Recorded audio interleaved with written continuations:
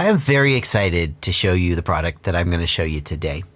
This is the GetFPV Xylo Joshua Bardwell Budget Build Kit. In just a minute, we're going to open this up. I'm going to take a look at what's inside, and then we're going to build a quadcopter. But before I do that, I want to tell you why I think this is the best value for getting into FPV today. I've done build series down closer to like $100, $120, and my goal with those build series was to build the absolute cheapest quadcopter that the most people could buy and build and get in the air. But the truth is, you make a lot of compromises to get down to the $100, 100-ish price point. And when you spend closer to the price of this kit, you get so much more. You get so much a better quad at this price point than at the cheaper price point. So if you're wondering, what's the point of this? Didn't I already do a build series at a much lower price point? That is true. I have done that. But I firmly believe that this is going to be a better quadcopter if you can get to this price point.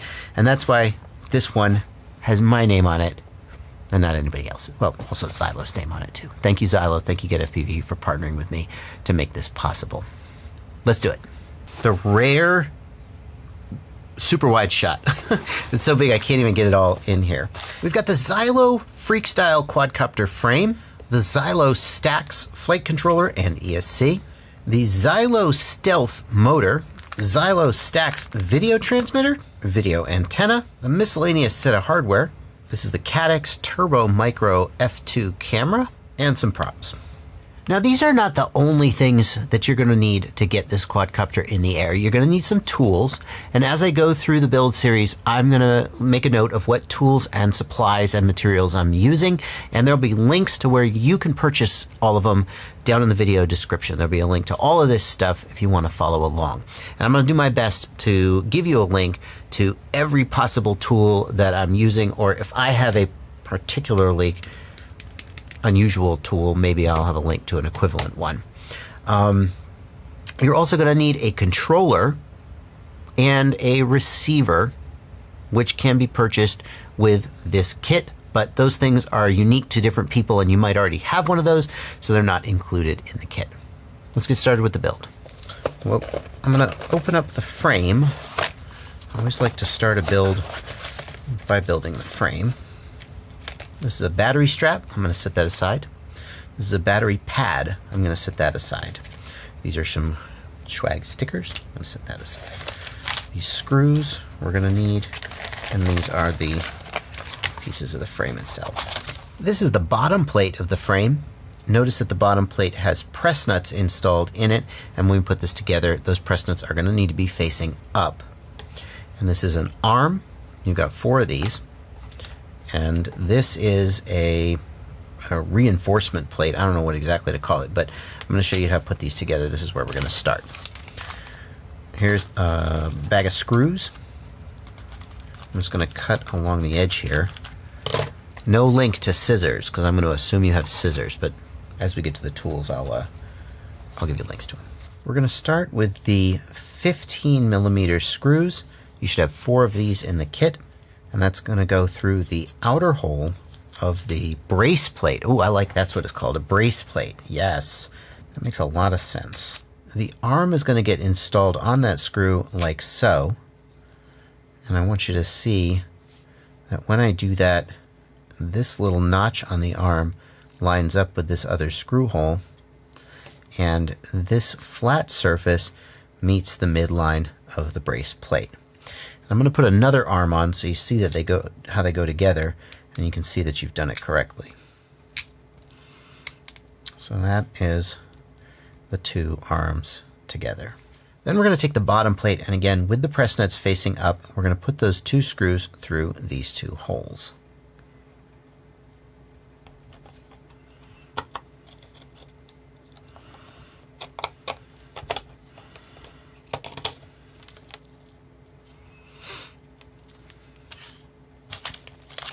Next, we're going to open up this bag of hardware. And we're going to set these little foam feet aside.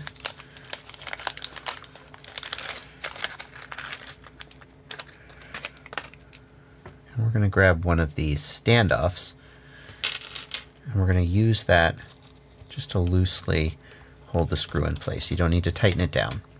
All of the standoffs are the same length, so there's no need to worry about picking the wrong standoff. They're all the same. So now that's loosely put together. We're going to get the other two 15mm screws and do the same thing with the other two arms. And when that's done, here's what you'll have. You can check here in the front and the back that the two flat surfaces of the arms are coming together. They'll be a little loose and floppy, but don't worry, we'll fix that in a second. Next, we're going to take these 25mm screws, and you'll have 4 of those as well. And we're going to install those in these 1, 2, 3, 4 holes. When we do that, those screws will go up into the little notches in the arms and keep the arms from wiggling, and they will screw in to these press nuts. Now we come to the first tool of the build, and as I mentioned before, I'll have links to all of these tools down in the video description. I'm not going to remind you of that every single time I pull out a new tool. This is a 2mm hex driver. If you have a set of Allen wrenches laying around your house, if you have metric Allen wrenches, then maybe that'll work for you, but having it actually in a screwdriver form factor is a big freaking deal. It's very, very nice. The most common sizes used in FPV are 2mm, 2.5mm, and 1.5mm. Those, and then for some reason the sets always come with a 3mm, which is hardly ever used, but there you go. This set may not be the exact set that I link to, depending on what GetFPV can source, but bottom line is you're going to want to pick up some of these if you don't have them. Link in the video description. Now I'm going to go ahead and tighten these down all the way. Nice and snug. See how much nicer that is than an Allen wrench? I guess you could kind of do the same thing with an Allen wrench. And I'm going to tighten down the other 4 going into the standoffs as well. The next thing I like to do is install the motors. I like to work from what's called the outside in. Some people will start with the electronics and work to the outside towards the motors. I like to start from the motors and work from the motors out towards the inside. Doesn't really matter. That's the way I usually do it. Now the motors come with a set of screws inside the box, and I don't want you to use these screws. Don't throw them out. Keep them as spares. You're eventually going to just end up with a giant box of spare screws that you'll use sometimes. But the screws that I've asked to include with this kit have what's called a cap head. That's on the left. And the screws that come with the motors are what's called a button head, and that's on the right. And cap head screws are a lot more durable than button head screws, and especially the motor screws out on the ends of the arms tend to take a lot of wear. And by the time you need to change a motor, the screw can be so worn away that it's impossible to get off. So I always use cap head screws for my motor screws, and I've asked that we do the same for that kit. So we're going to take those screws, and we're going to take our 2.5mm driver. Cap head screws use a 2.5mm driver. Button head use a 2mm for M3 screws. They're the same size screw, but they use a different size driver. I'm just going to install that screw through one of these holes in the arm, and I'm going to get the motor started. Just loosely get that, begin to get that threaded. When you install the motor, make sure that the motor wires are coming out this way along the arm. Don't accidentally install them facing the other way or anything like that. And then with one of the screws kind of started, I'm going to get the motor kind of lined up and just with my fingers get the other 3 screws started. And then once all 4 screws are in, I'm just going to tighten that down. Now at this point, some people are going to ask why I'm not using thread locker. If you have blue thread locker, and if you prefer to use thread locker, you can use it on these screws. Personally, I find that if you get them good and snug and you're using 4 screws, and then like after your 4th or 5th flight, you go back and you just retighten them and make sure they're snug, I've never had them fall out. If you want to have an abundance of caution, you can use blue thread locker, and it will really make sure they don't back out. Don't use red thread locker though. That stuff is permanent and will never come off. So now we've got all 4 of the motors installed, and again, once again, the wires are going out down the arm toward the center of the quad. At this point, I want you to identify the front and the rear of the quad because it's going to start to matter pretty soon. And the front of the quad is this part, with these two slots here. These two slots are going to be for the side plates that hold the camera that is the front. If you want to like mark the quad in some way, like with a little piece of tape with an F on it or something, be my guest. But this is the front of the quad, and this is the rear with this sort of pattern of mounting holes here. That's the rear of the quad. Now we come to the part of the build that many people are going to struggle with, especially people doing their first build, soldering. And I know you're probably thinking, why do I have to solder? Can't I just plug it all together? I'm sorry, but you have to know how to solder in order to be in this hobby. That it's just how it is.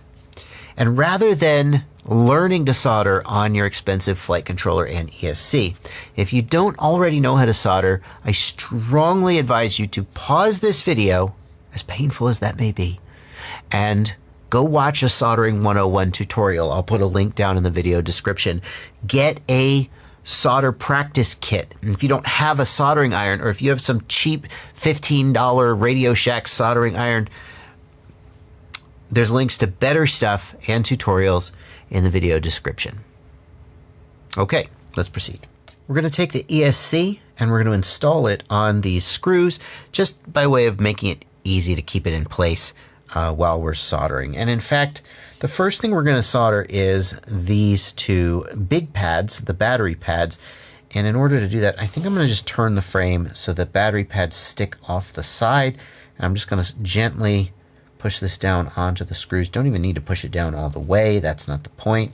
But I'm just going to gently push it down so that it is held into place while I am working on it. I'm going to heat it to its hottest temperature, 850 degrees Fahrenheit. These are fairly big pads, and especially the ground pad can take a lot of heat. 850 Fahrenheit is 450, 425 Celsius. Editor. Thank you, editor. We're going to heat it to its hottest temperature, and I'm also going to get some of this stuff. This is a liquid flux pen. This makes you a better solderer. I'm going to apply some of that liquid flux to the pads. My solder is 6040 rosin core leaded solder. You can also use 6337 solder. Some people say that that flows a little bit better. Either one. Definitely use leaded solder. Don't use lead-free solder. The lead in the solder is not bad for you unless you eat it. Don't eat it, you'll be fine. Going to take the wires, and we're going to just put a little bit of this flux on the wires as well. The first thing I'm going to do is I'm going to tin the pad. I'm going to do that just by heating the pad and apply some solder to the pad, like so. Heat the pad and apply some solder. You want to touch firmly, but don't press harder. Pressing harder doesn't make the heat go into the pad faster, but touch with a little bit of, authority. And then as the heat goes into the pad, just push liquid solder into where it meets, and the solder will flow onto the pad.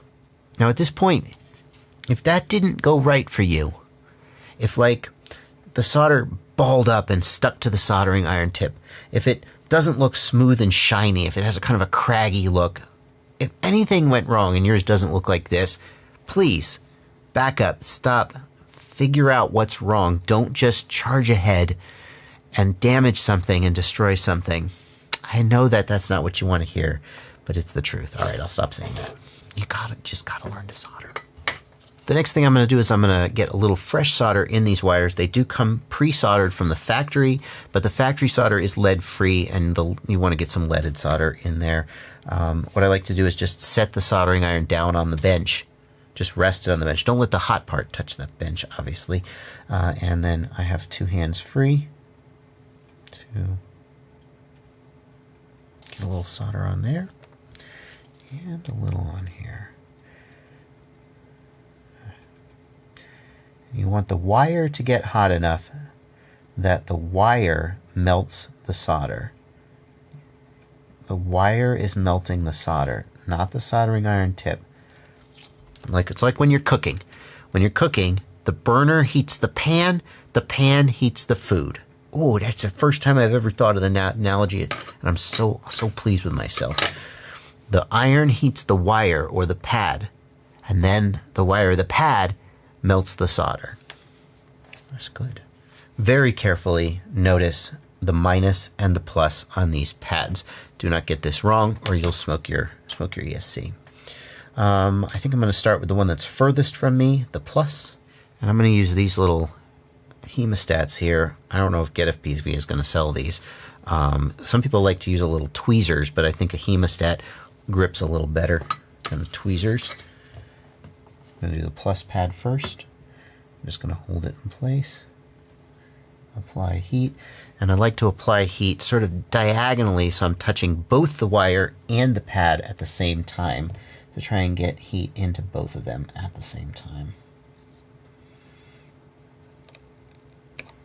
This is actually a really small tip. Should really use a bigger tip than this. I'm going to change my tip. If you're trying to solder with a little teeny tiny tip like the one on the right, that tip's good for fine work, but for great big ESC pads, it's not the best. It doesn't hold as much heat. This big, thicker tip is going to do a better job. I'm going to hold the wire coming straight out of the pad. Touch it to the pad.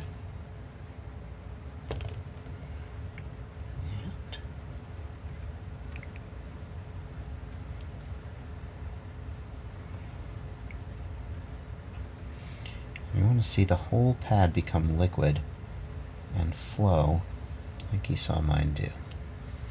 And we're going to do the same thing with the black wire on the minus pad. This one's going to take longer to turn liquid. Try to watch for the point where it becomes liquid and flows.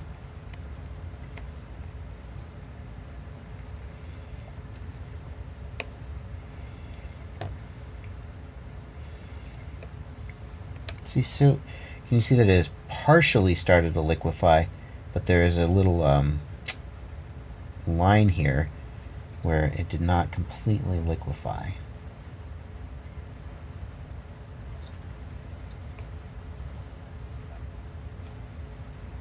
Want the whole pad to, there we go. Now the whole pad has become liquid. I'm just going to hold that in place briefly until it solidifies again. And in the end, you want it to look something like this. The wires are coming straight off the pad, and most importantly, there is a smooth pool of solder flowing and completely enclosing the tip of the wire. The insulated part of the wire extends right up to the pad. If you solder for NASA, this is probably pretty bad, but if you solder quadcopters, this is what you're shooting for. This little guy here is a capacitor, and a capacitor will make your video look cleaner and help protect your ESC from damage. Soldering the capacitor on is a little bit of a pain in the butt and kind of an advanced technique, because the challenge is that we need to solder the capacitor to these exact same pads that we soldered the XT60 wires to, and it's hard to do that without desoldering the XT60 wires in the first place. What I'm going to do is turn my soldering iron down to, let's turn it down to 700 degrees. And I want a cold soldering iron because I don't want to completely flow this joint and release the wire that's already there. Normally you want a hot soldering iron so that you completely flow the joint. What I'm going to do is I'm going to just build up a pool of additional solder on top here, like so. This is, and likewise on the ground pad.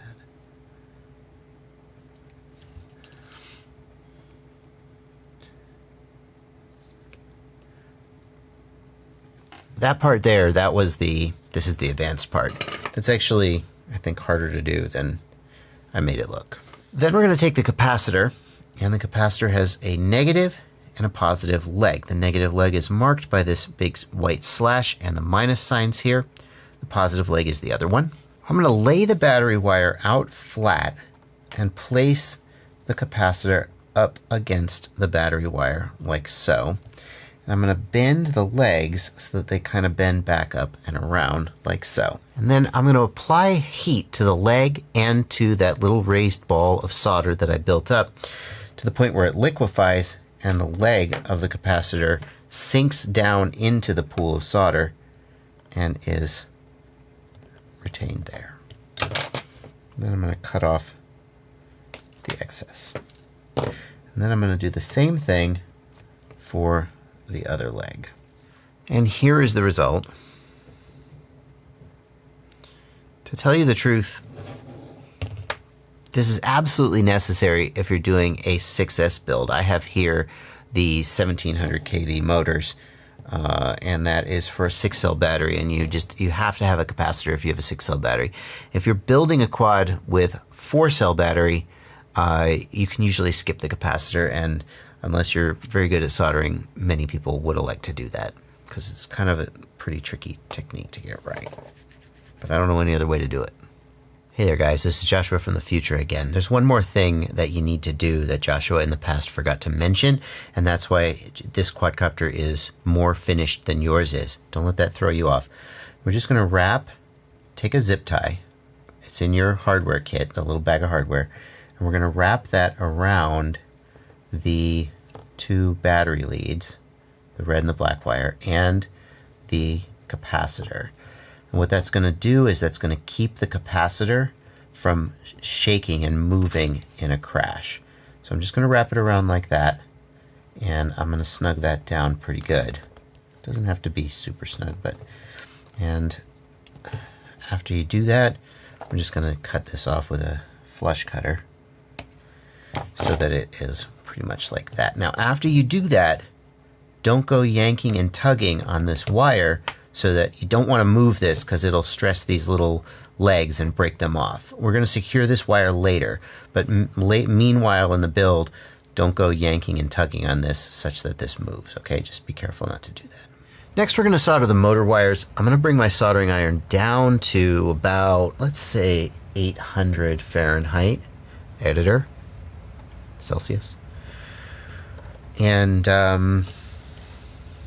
the reason for that is that the pads are a little smaller. Now when we solder up the motor wires, we're going to want to put the ESC facing the correct direction. Remember, we put it on sideways just to buy us a little bit of convenience for soldering that up. But what we're going to do is we're going to turn these red and black wires, the battery wires, so they face the back of the quad. We're going to turn this little plug here so it faces the front of the quad. And we can now go ahead and push this all the way down. Each motor has 3 wires coming out of it, and those wires are each going to connect to the 3 motor pads on the ESC. 1, 2, 3 for the front right motor, 1, 2, 3 for the back right motor, and so forth. There is no prescribed order that the wires need to go. There's no like A, B, C, 1, 2, 3. So I'm just going to lay the motor wires along the arm. I'm going to run them straight and parallel to each other, and that's just going to keep them looking neat. That's how we're going to do it. I want you to notice that these wires are actually quite a bit longer than we really require. So we're going to cut these to length, and then we're going to strip and prep them. And I'm going to do that using this diagonal cutter, another really basic and essential tool that you're going to need if you build quadcopters. Link in the video description. What I'm going to do is I'm going to take this outermost wire, I'm going to run it along the arm, I'm going to run it to this pad, the 3rd pad, 1, 2, 3. I'm going to give myself a little bit of slack. So like if this is the absolute tightest it could be, right? I'm going to just take and I'm going to stick it back a couple centimeters to give myself a little bit of slack. Always better to make the wires too long, because if you make them too short, you can't make them longer again. You can always make them shorter, but you can't make them longer. And then I'm just going to strip off a few millimeters. The next thing I'm going to do is I'm going to twist the wire so that it doesn't splay out like this. I'm going to just pull it like that and then twist it. So it's twisted. There's a couple little strands sticking out. Oh, there we go, I got them. And then just like before, I'm going to tin that wire, getting some solder all up into it. So now instead of individual strands, I can just see one nice silver piece. And then the last thing to do is this is too much wire sticking out. That's more than we need. So I'm just going to cut that back to about 2 millimeters. That's what you're shooting for. Now you're going to do that for all of the 16 motor wires. And as you do that, bear in mind, one wire is going to go to this pad, one to this pad, and one to this pad. So the lengths may be slightly different. Be generous if you need to. This back left motor is going to go to these 3 pads. This back right motor, back left, right, whatever, you get the picture. It's going to go to these 3 pads, and the remaining motor is going to go to these 3 pads. Okay, I'll see you back here when that's done. Now all the motor wires are cut to the right length and tinned and prepped. And the next thing we're going to do is we are going to tin the pads on the ESC. I'm going to start with a little bit of flux on the pads. It's probably a generous amount of flux, to be honest with you.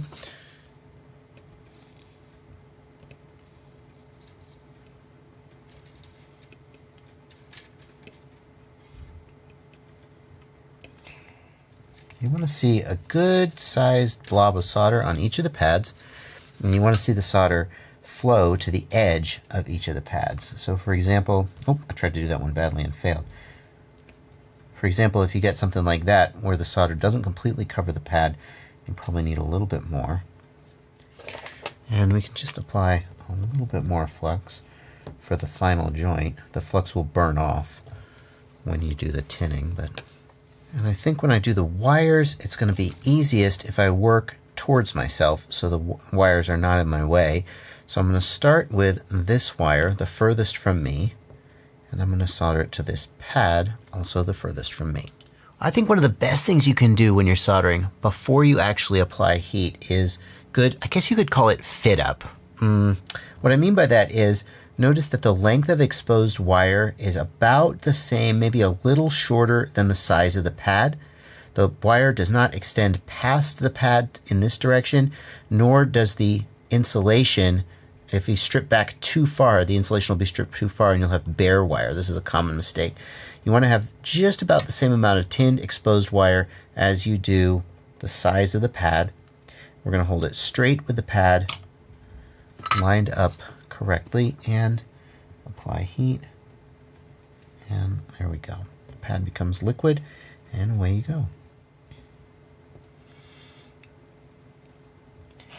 And it's just when your iron is set up correctly, it's just that easy. I'm not having to press super hard. Everything is just becoming liquid, and then I remove the iron, everything solidifies, and we're good to go. I'm going to keep doing that for the other 12 motor wires using the exact same technique. Now the motors are soldered up, and this is what you should be left with. Take a moment to double check that your wiring looks just like mine. In addition, you're going to want to double check that there are no bridges between these solder pads. If the solder spilled over from one to the other and is touching, that is going to make a problem for you later. Now we're going to neaten these motor wires up a little later in the build, but for now, we're just going to proceed with the build. And the next thing I want to do is install the battery connector. So I'm going to take these 2 wires, I'm going to apply a little flux to them. Flux will really help with these great big wires, help the solder just wick in, and it'll just help everything go right. This is an XT60 connector. It is the main battery connector for the quad. And we're going to take, first we're going to take these 2 little the back side of the pins, and we just use this. I'm using my diagonal cutter, but you can use a small pliers or anything to just give those a quarter twist so they are both facing the same direction. Then I'm going to take my flux pen and just kind of goop a lot of flux up in there. Don't have to overdo it. Now if this isn't your first build and you have some spare XT60 connectors, then you can actually take a battery side XT60 connector and plug it in here, and this will actually help soak some of the heat and just keep it from deforming. You can do this soldering without doing that, but this helps. Do not plug in a live battery, because then these 2 metallic pieces will be energized and you can have some sparks or maybe a fire. But if you have a spare connector, you can plug it in. It's always a nice thing to do. We're going to take this sheath, which goes with the XT60, and we're going to put it on the wires I always forget to do this until after I've soldered it on, and then it's too late. This stuff here is called blue tack, and it is wonderful.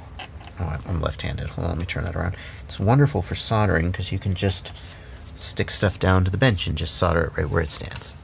Then I'm going to get a healthy amount of solder up in this cup. I'm just going to apply heat to the cup and feed solder in there.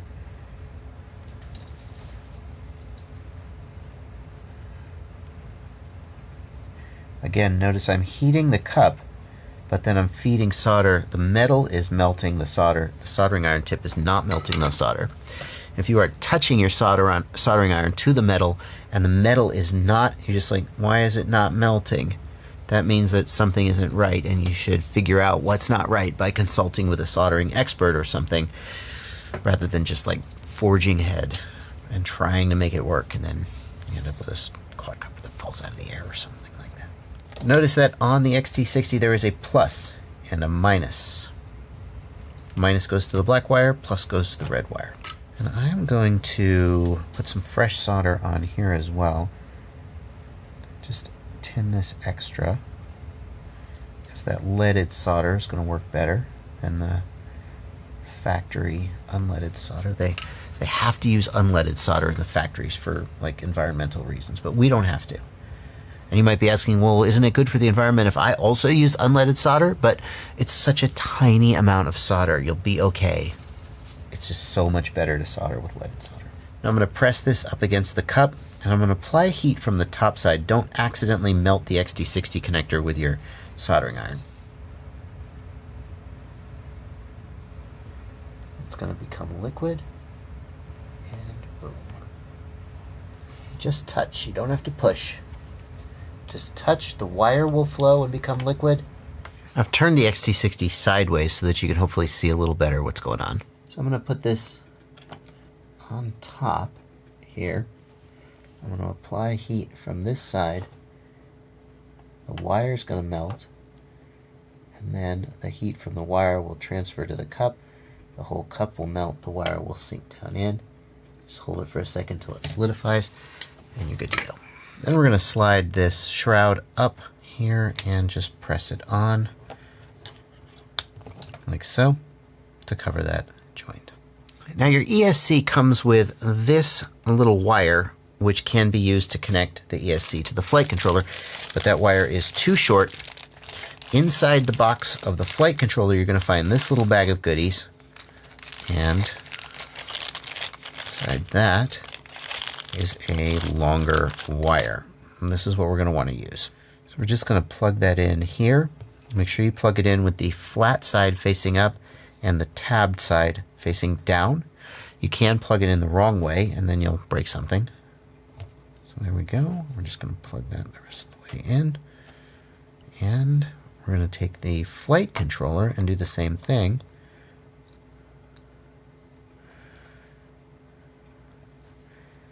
And then before I install the flight controller on the stack, we've got these little rubber O-rings that came with the ESC, and they're going to go in between the ESC and the flight controller just to give a tiny bit more spacing. So we're going to install those O-rings. The other thing I like to do is just give the wire a little bit of a twist. It doesn't have to be super tight, but that just helps keep the wire neat and keeps it from splaying out. Then we're going to identify the front-facing arrow on the flight controller. It's easy to miss if you don't know what you're looking for, but here it is. And this needs to face toward the front of the quadcopter. Every flight controller has a front-facing orientation, and if you don't get that right, the quad won't fly correctly.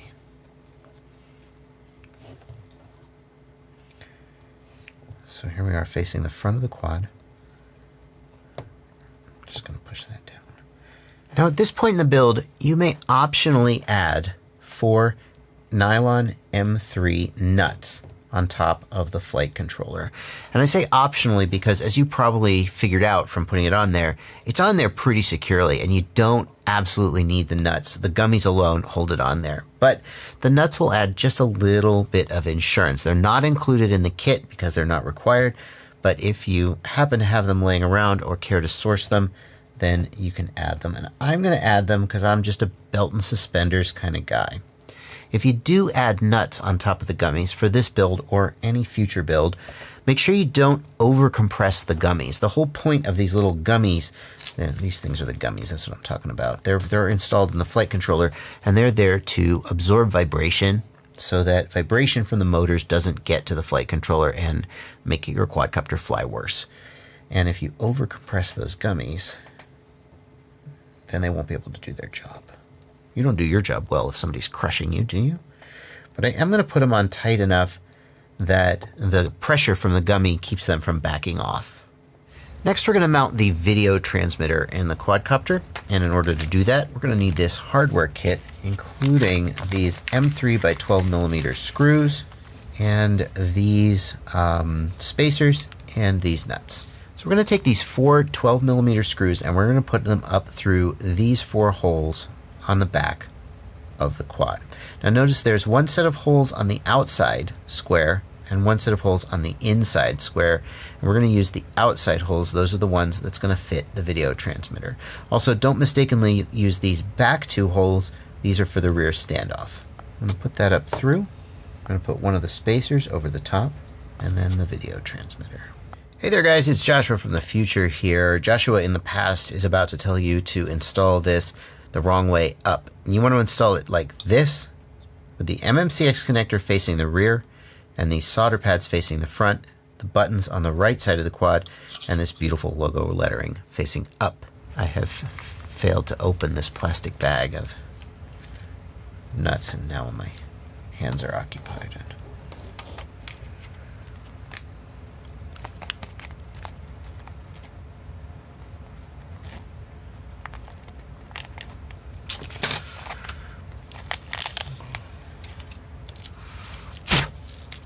So we're just going to put these M3 nuts on top. Just going to do that loosely for now. And then the other 2 are going to go in the front. And with all of them now loosely placed into place, I'm going to take my 2 millimeter driver and tighten them down. And that's where we're at with the flight controller, the ESC, and the video transmitter installed. Now we're going to start wiring them up. Next, we're going to wire up the camera, and we're going to skip wiring up the video transmitter for now, for a reason which will become apparent in a minute. Here's the camera, and it comes with 2 wires. One is this wire here with red, white, yellow, and black, and one is this wire here with this green and black wire sticking off of it. This is the one that we're going to want to use, and we're going to just plug that into the camera. This connector is also keyed. Notice that there's 2 little dots there, and they're going to go up and plug in there, like so. And what I want you to do now is just take the camera and place it roughly into position at the front of the quadcopter, like you see here. I want you to measure out the wires to about the middle of the flight controller, like so. And we're just going to cut those wires off, just like right about here. And I don't want you to throw out these leftover wires. We're going to use these in a minute. The next thing we're going to do is this white wire on the edge here is audio. We're not going to be using that. So I'm just going to very carefully snip that off just to get it out of the way. I'm going to strip the remaining wires, and this is silicone insulation. It's very thin. It's easy to do with just your fingernail, if you like. And now we're back to soldering. I'm just going to twist these wires together.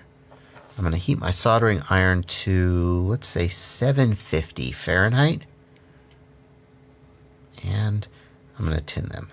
And actually, I'm going to go back to my smaller soldering iron tip, which is much more appropriate for the work that we're going to be doing for the rest of this build.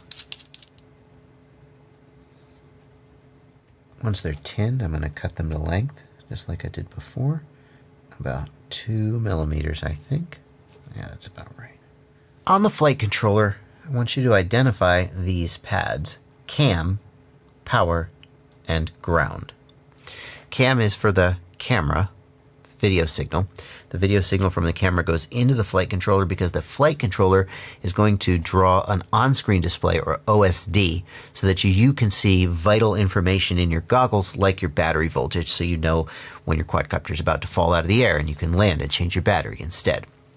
The flight controller draws the on-screen display, so it needs the camera signal to feed into it so it can manipulate the signal and draw the information it needs on top of it.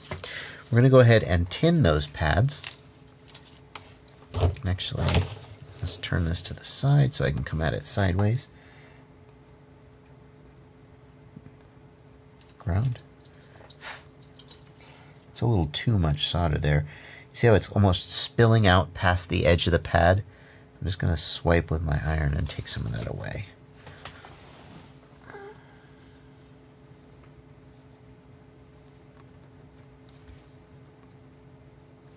Okay, now I'm going to turn this around, and the wires are going to come in from this direction, and I'm going to solder the wires down. And again, I'm going to use my tweezers for this. For these little thin wires, I think the tweezers are the best. In fact, there's no reason to have the camera plugged in right now. I'll just unplug the camera. Oh, and don't forget your flux.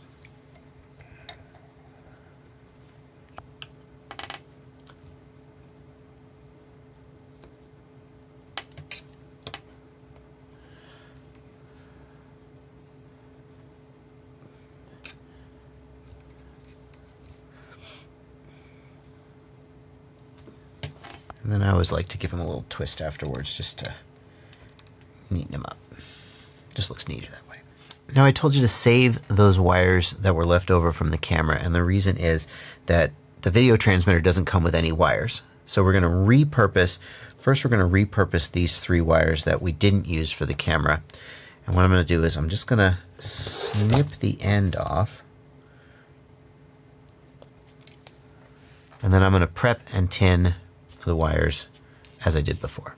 And then we're going to take this bit that we left from the camera and we're going to cut the white wire out. In fact, it probably would have been smart to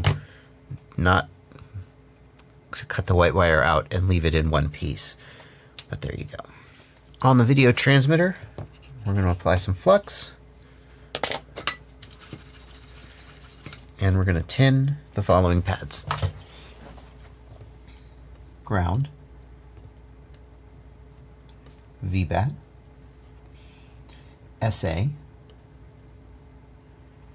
and video, and that's it. Using these wires, which we have prepped the ends of, these long wires, we're going to solder them up as such. Ground, VBAT, and yellow to video. And then using the white wire that we cut out of the other harness, we're going to solder that to SA. I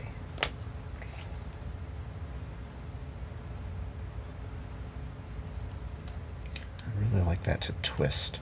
It's okay. It'll do. It'll do.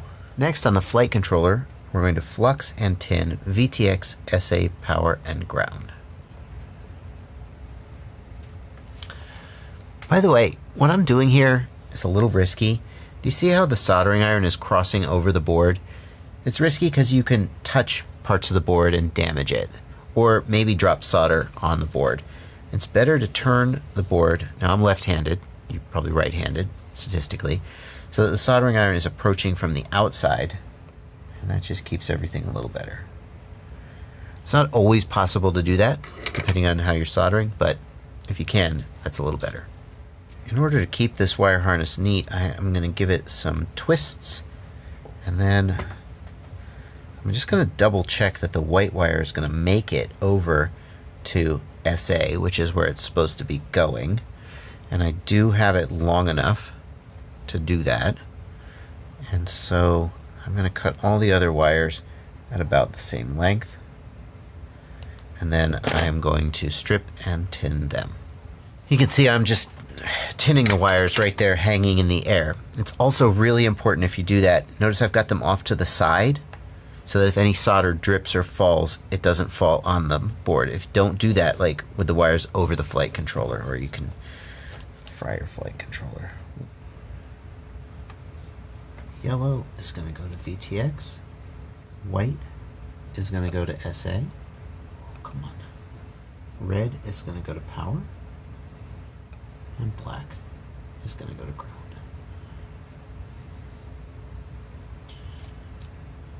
And now the camera and the video transmitter are wired up. Now we do the receiver. I just want to acknowledge it's a different day. I'm wearing a different shirt. This may be the same video. Don't get confused. The next thing we need to do is install the receiver. And the receiver receives signals from the controller, which is the thing you hold in your hand. The controller transmits, the receiver receives, and then the receiver outputs those signals, commands, to the flight controller, and that's how you fly the quadcopter. The receiver that you use can vary because there's a whole bunch of different kinds of controllers out there from different manufacturers, and each manufacturer's controller is not compatible with receivers from the others. There are some exceptions to that, but for the most part, that's true. So we're going to be working with a FrSky, FrSky, RXSR, not much to see there, that's just the case it came in, a FrSky RXSR receiver, and the controller we're going to be using is the FrSky X9 Lite. If you purchased this kit from GetFPV, those were the ones that were made available to you. If you purchased the kit and you already own a controller, you may or may not be using a FrSky controller, and if you're not using a FrSky receiver, then the steps to wiring this up may not be the same. But this is how to do it with the FrSky receiver that comes with the GetFPV kit. The FrSky receiver comes with a couple of sets of wires, and I want you to, first of all, I want you to find this wire. This is called a servo plug, and I want you to set this aside. The wire with the servo plug, I want you to just set it aside, don't lose it. The other wire it comes with is this one, and that one we're going to solder to the flight controller. And the first thing I want you to do is take this white wire, which we are not going to be using, and cut it off. I'm going to turn on my soldering iron. I've got it at about 700 degrees Fahrenheit, and I'm going to get my flux pen, and I'm going to flux these pads here. I'm going to need to sort of wiggle this wire out of the way in order to do that. And then I'm going to tin with solder the whole bottom row of pads. This one, S port, S bus, 5 volt, and ground. We're not going to worry about this upper row of pads. Those would be used for a different kind of receiver that we're not working with. Before we go in there, you may want to remove this nylon nut if you have installed it. The nylon nuts will melt if the soldering iron touches them, but the silicone gummy will not melt. Well, every mistake is an opportunity to show how to fix the mistake, and what I did right here is I fed too much solder in, and the solder bridged between the two pads. That's called a solder bridge, and the way to fix that is to just take your hot soldering iron tip and swipe the area between where the two pads are. So I'm just going to touch and swipe between them, and the soldering iron tip will carry away just a little bit of that solder and fix that problem for us. I think I am going to come in from this side of the board because the capacitor is making it a little hard to solder this up. Get in here. There we go. If you're worried about these wires being in your way, I guess you can just take off your video transmitter and move it out of the way. I'm going to mount the receiver on top of this nice flat space on the video transmitter here. So I'm going to now take this wire, I'm going to stretch it. I'm just going to stretch it all the way to the back of the quad's frame just to give a little bit of slack. This is not a super tight build that requires extremely precise wiring. So that'll be, let's see, about just like about that. And I'm going to cut this off at that length.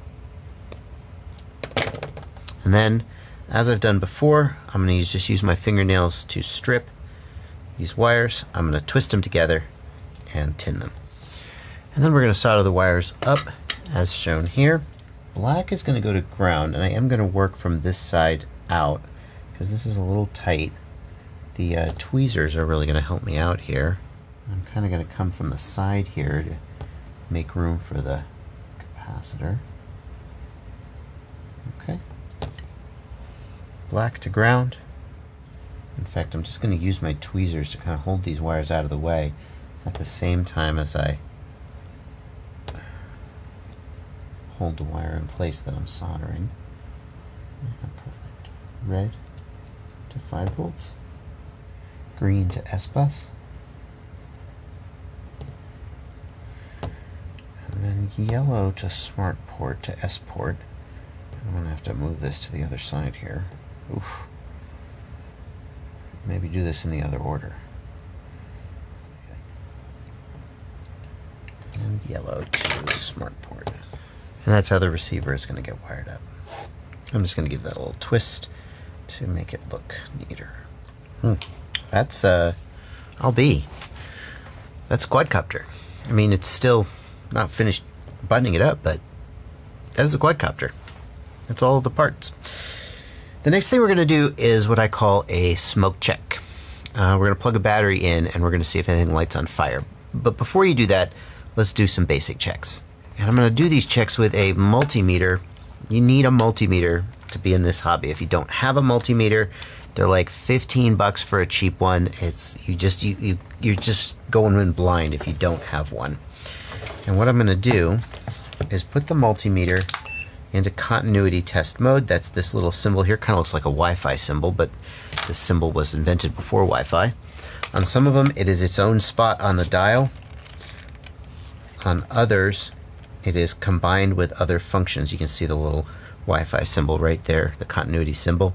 You would need to shift to that and then press like a select button. But you want to get it into continuity test mode, and you will know you're in continuity test mode when you touch the two probes together and you hear a beep that tells you there's electrical continuity between the two probes. And the first thing we're going to do is we're going to test the two prongs of the XT60, and you can just kind of jam your probe in there just a little bit, and we'll touch here, and we should not hear any beep. There should not be continuity between them. I'm going to switch them the other way too. Now I told you that there should not be any beep, but you just heard a beep. So what's the deal there? When you go red probe to red wire and black probe to black wire, there's no beep. When you go the other way, you're going to hear a short beep that is caused by this capacitor charging up, but the beep will stop, and that's the key. The beep will stop. If it keeps beeping and just goes, if it just goes, then you have a problem. You have a short circuit between these two, and you do not plug a battery in or smoke will come out. Bad things will happen. The other thing I'm going to do is I'm going to take my black probe and I'm going to kind of jam it. Don't jam it like super far in, but just jam it just far enough into the black, the negative pin, that it stays there. And then I'm going to test for continuity between any of the ground pads here on the flight controller. And the easiest place to get ground is the outside of the USB port, and you should hear a beep there. Any of the black wires should have a beep there, and that means that you haven't flipped the wires. The ground pin goes to ground on the flight controller, and you haven't somehow accidentally flipped the wires and gotten it backwards. So there is no continuity between these two prongs, and there is continuity between the black pin and ground on the flight controller. Once you do those checks, you're ready to plug in the battery. Now the other thing you're going to see me using here is what's called a smoke stopper light bulb. It's called a smoke stopper because if there is a short circuit somewhere in here that would cause something to smoke, the light bulb will protect and indicate the fault by lighting up. This exact one that you see me using, this is a 12-volt automotive light bulb. It's no good for 6-cell batteries because they go up to 25 volts and it would just pop. But I just have a 4-cell battery here that I'm going to use. There are other kinds of smoke stoppers that are good up to 6S, and I'll put a link to one of those down in the video description for if you want to buy one. They're not 100%. This is like insurance. It doesn't mean that you're 100% guaranteed not to fry something, but it does help some of the time, and it doesn't hurt. So I'm going to go ahead and plug this in, and no smoke, no smoke, no smoke. No smoke. Oh, I did something wrong. I did something bad. You never want to power up the quad without an antenna on the video transmitter.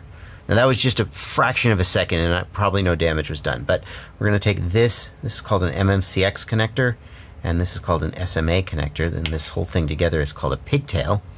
We're going to plug that in. It just pops into the MMCX connector. Just pops in. Hello. Oh, it popped in really. Oh, there we go. Yeah, it wasn't quite all the way in. So it should be firmly in, but there shouldn't be any friction to it, like rotating. And then we're going to get this antenna, and we are going to install the antenna here. That way the video transmitter will not be damaged. Now, no smoke, no smoke, no smoke.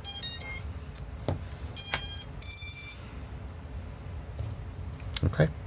And we can double check that everything is powered up. We got the little blinking lights on the flight controller. That's good. We have a green LED here on the video transmitter. That's good. We have some lights on the receiver. That's good. And there's no visible indication of whether the camera's working, but hopefully it is.